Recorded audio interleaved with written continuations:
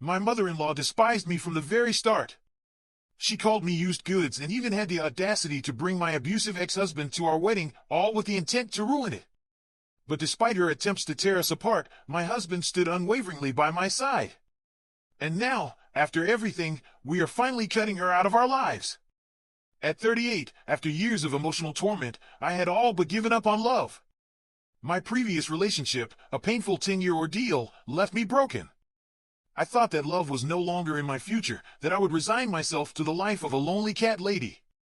But then, unexpectedly, I met him. My wonderful husband, a 34-year-old man, came into my life like a breath of fresh air. It happened at a friend's wedding, where he was a guest. The open bar was where we first crossed paths, and from there, it was as if fate had decided.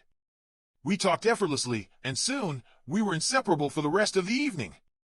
It felt like something straight out of a romantic comedy.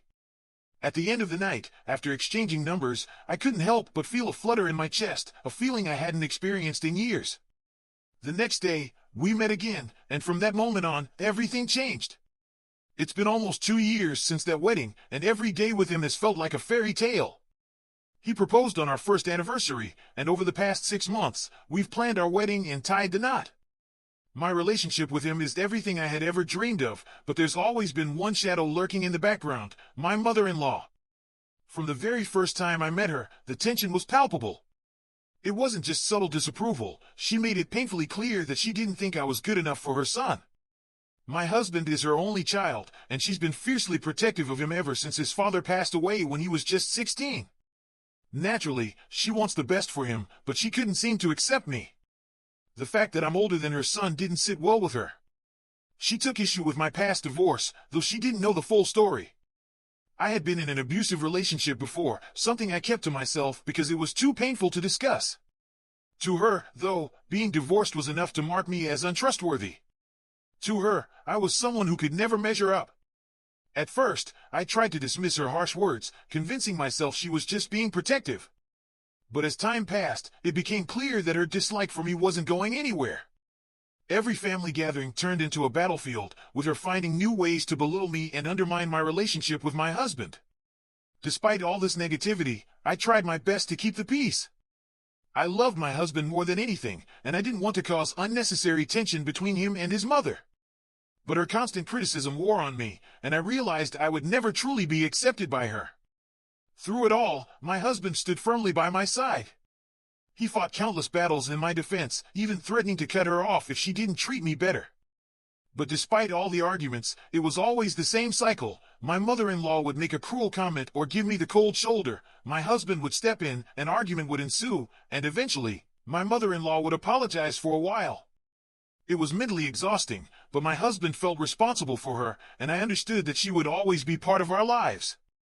Things escalated when he proposed to me. My mother-in-law, still holding out hope that our relationship was a passing fling, tried to sabotage it in the most shocking way. She asked him, bluntly, if I was pregnant, implying that even if I was, he didn't have to marry me. This was out of character for her, as she was usually a traditional woman. At first, my husband thought she was joking and laughed it off. But when he asked her for her wedding ring to propose, she had a meltdown.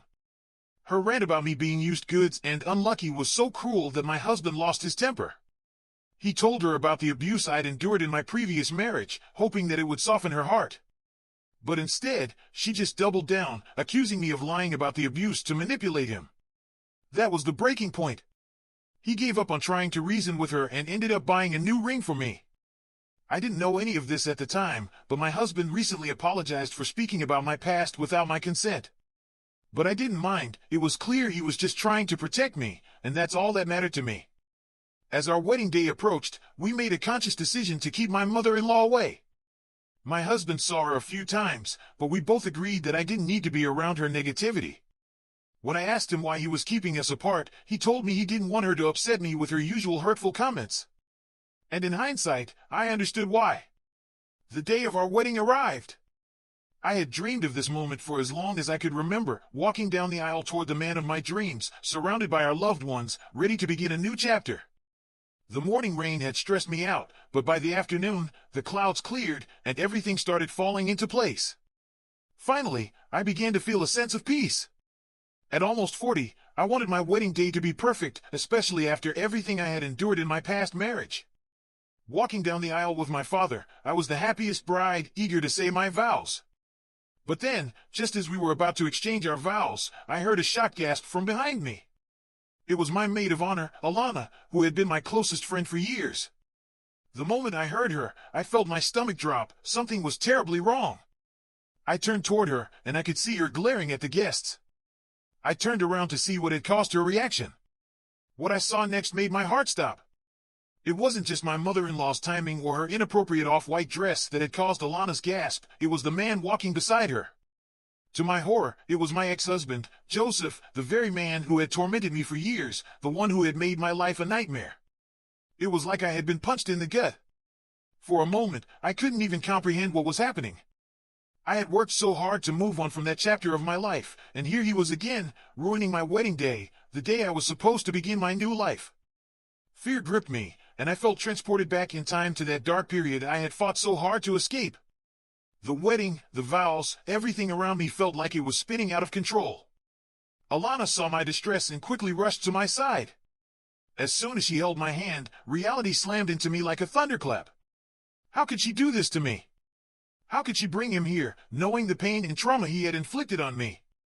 My heart raced, and the urge to scream surged up from deep within me, but I couldn't make a sound. I wanted to run, just run away and never look back. But instead, I stood frozen, my gaze fixed on my mother-in-law, my mind a swirl of confusion. My husband, seeing my distress, rushed to my side, his voice full of concern. "What's wrong?" he asked, but the words stuck in my throat. I couldn't speak. It dawned on me then, he knew everything about my past, about my ex, about my first marriage, but he had never seen him. He had no idea what he looked like. I was too overwhelmed to speak, too paralyzed to explain. I just stood there, staring at my mother-in-law, feeling my world unravel around me. I heard Lana's voice. She said something to my husband, but the words didn't reach me. Before I could even process what was happening, my husband sprang into action. No hesitation. His eyes hardened with determination, and he marched toward his mother and my ex, his voice cutting through the air. "Leave! Now," he commanded, his tone brokering no argument. The tension in the room could have been sliced with a knife. I held my breath, my heart thundering in my chest, wondering what would happen next. Of course, my mother-in-law refused to leave. Her response was laced with defiance. "I have a right to stay," she snapped, her eyes flashing with entitlement. "I have a right to watch my son get married." But my husband, my rock, wasn't having it. He had been patient with her for far too long, and now, his voice was fierce.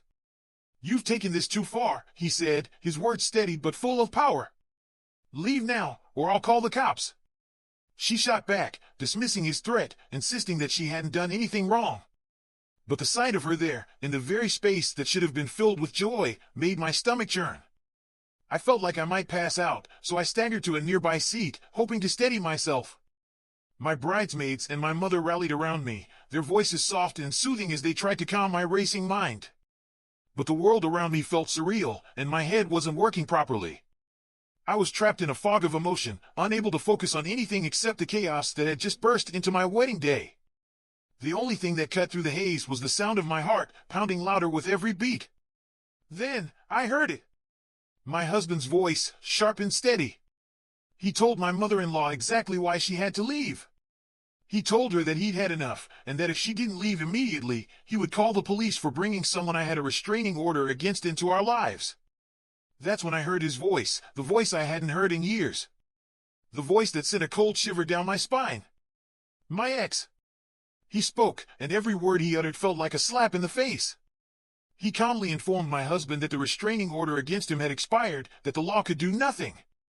And then, with venom dripping from his words, he told my husband he should thank his mother for protecting him, because marrying me would ruin his life just like I had ruined his. The guests around us gasped in shock, the audacity of his words hanging in the air like smoke. I couldn't believe what I was hearing. This was supposed to be the happiest day of my life, and instead, it was turning into a nightmare. My ex wasn't finished. He tried to speak again, but before he could say another word, my husband charged at him, his fist connecting with his face with a sickening thud. The room exploded into chaos. My ex swung back, but our groomsmen were quick to intervene, pushing and shouting, trying to stop the madness. The tension only grew as the scene unfolded, until finally, with a forceful shove, my ex was escorted out of the venue by security. The shock of it all hadn't fully settled when I realized my mother-in-law was still there, a lingering presence in the wreckage of what had once been a beautiful day. Almost an hour had passed since the eruption of drama began. In my mind, I had already accepted that my wedding was over, that I wasn't getting married that day. The numbness in my chest drowned out any sadness, leaving only a hollow void. I couldn't even feel the pain, I just felt nothing. My bridesmaids guided me inside, where I sat in the dressing room, away from the wreckage. I sent everyone away, needing space to breathe, to think, to process. It was in that silence, in that emptiness, that I heard a soft knock at the door. It was my husband. He asked if he could come in, and without thinking, I said yes. He sat beside me, his face full of guilt, his voice heavy with regret. He apologized for everything, for not being firm enough with his mother from the start, for letting things escalate so far. I should have protected you better, he said, his eyes searching mine for forgiveness. The words hit me like a tidal wave. I had been blaming myself for everything, for allowing this disaster to unfold, but here he was, asking for my forgiveness. I couldn't hold it back. The tears came, pouring out like a dam breaking, and we cried together. After I regained some control, I took a deep breath. You don't need to apologize, I whispered, my voice shaky. He squeezed my hand, and for a long while, we just sat there in silence, holding onto each other, trying to process the devastation of what had just happened. Finally, he spoke again, breaking the silence. He told me he had asked the guests to leave, that only our wedding party remained. He looked at me, his face full of hope, despite everything. This isn't how we wanted it to be, but I want nothing more than to marry you. His words were a lifeline. I wasn't sure I could walk down the aisle again after all that had happened, but the look in his eyes, the unwavering hope, pulled me forward. So, with my heart still raw, I walked down the aisle, this time to my best friend, my biggest supporter, the man who had stood by me through it all. And we exchanged our vows, looking into each other's eyes, free from interruption, surrounded only by our closest friends, the witnesses to our love. The ceremony was simple, intimate, a stark contrast to the chaos that had preceded it. We danced, we laughed, we celebrated what was still ours. The leftover food was donated, a final act of kindness amid the wreckage of the day. That night, we returned to our home as husband and wife. The nightmare of the day felt distant, like a bad dream fading in the light of a new beginning. And when we left for our honeymoon, we didn't talk about the wedding or my mother-in-law. My husband made it clear there would be no more discussion of the chaos that had tried to steal our happiness. For the most part, we focused on each other, but there were moments when I couldn't shake the feeling that something was off. My husband, usually so present, was taking a lot of phone calls, his tone more serious than usual. I asked him who it was, but he always brushed it off. Work, he'd say. It felt strange, especially since his workplace was known for being understanding during vacations. But I trusted him, so I let it go, focusing on the joy of our honeymoon. But when we returned, the truth surfaced. The truth I had suspected, the truth that had been lurking beneath the surface all along. After everything that happened, my husband realized that words alone wouldn't make his mother understand. He had tried to tell her at the wedding itself, with every ounce of seriousness, that she would never see him again. But, naturally, she didn't take him seriously. She just kept calling him relentlessly while we were on our honeymoon. He had to block her, not just from his phone, but from everything. But that didn't stop her. No, she went even further, calling his work every single day. She acted like it was an emergency, pretending to be sick, just to get his attention. The receptionist, worried about her supposed illness, reached out to him, even though he was on vacation. It was too much. My husband knew it was all just her playing the same game again, making a drama to force him into responding. She had done this before, faked illness to break his no-contact rule. But this time, she had escalated, involving his workplace. My husband wasn't about to let his coworkers get caught up in this mess. So, he had to unblock her and call her back. She was hysterical, claiming she was on death's door, needing him to rush to her side immediately. His patience snapped. He told her, flat out, that he owed her nothing. If she was truly sick, he would arrange for a nurse, but he knew she wasn't. She screamed that she didn't want a stranger taking care of her when her son was alive and well. How manipulative! And just to rub it in, she knew full well we were on our honeymoon. His frustration boiled over. He told her that if she couldn't accept the help he offered, there was nothing more he could do. And then, he hung up on her. But of course, she didn't stop. The calls didn't end. She wouldn't leave him alone. He had to go as far as telling his secretary to stop picking up her calls, to not take any of her messages. At that point, I knew something was going on. I could feel the tension. He was determined to protect our time together, to not let her ruin our honeymoon. So, the next morning, he made another call. He told her, very plainly, that if she didn't stop, she would never see him again. He warned her not to call him anymore. He hung up before she could protest. And miraculously, she did back off for the rest of our honeymoon. No more calls. It seemed like the end. But nothing with her is ever that simple. The moment we got back, my husband thought it was finally over. She had calmed down, or so he believed. Wrong again. She had only been biding her time, planning her next move. Her lawyer reached out, claiming that if my husband didn't start responding to her and including her in his life again, they would file an elder abuse case against him. Elder abuse. The very idea. They argued that my husband had neglected her during her time of serious illness. My husband, confused, asked what illness she was referring to. The lawyer claimed my mother-in-law was suffering from mental trauma due to his silence, which was apparently affecting her blood pressure. Blood pressure? That was rich. This woman had never had any issues with her blood pressure before. It was all part of the manipulation, designed to make him feel guilty, to force him to give in. She wanted him to break his no-contact rule, and she knew exactly how to push him. I overheard him talking to his lawyer about it yesterday. The advice from both sides was the same: work it out among ourselves, avoid the courts. His lawyer pointed out that family courts tend to be lenient on elders, and fighting it out would only drag on for months. It would be a waste of time. The suggestion was clear: for us to suck it up, for him to apologize to his mother, and to end the no-contact.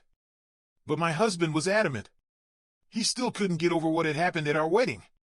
The idea of just letting it go, of starting over as if nothing had happened, didn't sit right with him. He knew if he gave in, she would think she could get away with anything, with no consequences. My husband had been struggling with this for a while. He hadn't wanted to tell me, fearing I would blame myself. But he finally did, and it hurt. He told me he was willing to go to court, to fight it out if I wanted to stay no contact. He told me it was my decision. And here I was, caught in the middle. I could feel the weight of it. On one hand, I couldn't ever forgive my mother-in-law for what she did at our wedding. The way she humiliated me, the way she crossed every boundary. I knew I could never go back to pretending nothing happened. She was toxic. But on the other hand, I hated seeing my husband like this, conflicted, stressed, carrying the burden. I didn't want to be the cause of all the drama, but could I really live with having her back in my life? Could I ever feel safe around her again? I've thought long and hard about this. I've even considered telling my husband I'm okay with him having her in his life again, just to make things easier for him. But deep down, I know that I can't. I can't pretend to be okay with it. The thought of being near her again makes me sick to my stomach. So, here I am, stuck between wanting to protect my peace and the guilt I feel about what my husband is going through. I don't know if I can choose the legal and emotional complications for him, but I also don't know if I can live with the alternative. I feel like I'm at a breaking point. The idea of breaking no contact with my mother-in-law had been lingering in the air for a while now. We had gone back and forth, weighing every possible outcome. But, as much as it pained us, we eventually realized it might just be the easiest route to take, my husband reconnecting with her while I stayed far away from the chaos she brought. I had made it clear from the start, I never wanted to see her again. Ever. My husband was on the same page. He was ready to make it absolutely clear to her that she was not to step foot in our home, nor have any form of contact with me. In a way, I was trying to stay positive, searching for that silver lining amid all this turmoil. At least, I told myself, I wouldn't have to deal with her anymore. But deep down, I couldn't ignore the lingering bitterness. The situation was far from ideal, and I wasn't entirely at peace with how things had turned out, but what else could we do? The damage had been done. Some of you have asked if I was planning any action against my ex. The truth? It hardly seemed worth it. I was fairly certain it was my mother-in-law who had gotten to him. But why? What was her goal in all this? Did she honestly think that a man I had been married to years ago could break us apart? Or was she just desperate to create enough chaos to make me back off from the wedding? Regardless of her intentions, my lawyer had been clear. Trying to renew the restraining order would be messy and complicated. The fact that my ex hadn't done anything since our divorce would make it hard to prove anything in court. All I wanted was to forget about him, to never see him again. I didn't want to deal with him unless he forced my hand. The idea of engaging in another legal battle just seemed unnecessary, especially since he had done nothing to warrant it since the wedding. As for my mother-in-law, my husband had decided to meet her in person, thinking that maybe, just maybe, she would listen. But when he finally told her the terms, he'd see her, but she wasn't welcome at our house. Things didn't go as planned. Of course, she threw another tantrum, one even more dramatic than before. She accused me of isolating her, claiming I would prevent her from seeing her future grandchildren if we ever had kids. The audacity! My husband was left speechless. How had she jumped to such extreme conclusions? They hadn't even discussed children, not seriously. He tried to explain, but she wasn't listening. Instead, she twisted everything, calling it mental abuse. It was at that point that my husband lost his cool. He couldn't take it anymore. He told her everything, the wedding stunt, the manipulation. And he was done. The next phase was one we hadn't anticipated. After that confrontation, my mother-in-law thought she could call our bluff. She reached out, thinking we were just going through a phase. But we were serious. The moment she tried to make contact again, my husband made it clear if she wanted anything to do with us, it would have to go through our lawyer. That did not sit well with her. Not at all. She started showing up at our door, unannounced. I can't even begin to describe the fear I felt each time I answered it, wondering if I'd find her standing there, demanding answers. It was like living in a constant state of tension, never knowing what she would do next. One day, as we were discussing how to handle the situation, I made a comment, half joking, half serious, about moving away without telling her. The moment those words left my lips, we both paused. And in that instant, we knew what we had to do. It seemed extreme, but it could solve everything. We had the means to do it. We could sell the house, leave town, and cut her out completely. Within days, we made it happen. We found a realtor, put up the for sale sign, and moved into a small 2-bedroom apartment. It wasn't luxurious, but it was ours, and it was safe. We didn't even bother unpacking much because we knew our house wouldn't be on the market long. True to form, my mother-in-law saw the sign and lost it. Of course, she'd react like this. We were prepared for it. And just as expected, 2 days later, our lawyer called. She had been bombarding him with questions, demanding to know what was going on. But we didn't care. We told him to keep everything she said to herself. We had made up our minds. The next time she reached out, it would be through our lawyer. If she ever thought about seeing us again, she'd have to wait for court dates. But then, things took a turn we didn't expect. After a few more days of silence, our lawyer informed us that my mother-in-law was dropping all the cases. She said she wanted to talk to my husband again. She didn't say exactly what had changed, but suddenly, it seemed like she was trying to backpedal. For now, we're staying focused on rebuilding our lives. The idea of seeing her again? Maybe someday, but certainly not soon. We're looking for a new home, one with better security, because we know how far she's willing to go. But, for now, we're focused on us, on our marriage, and on finding the peace we've been searching for.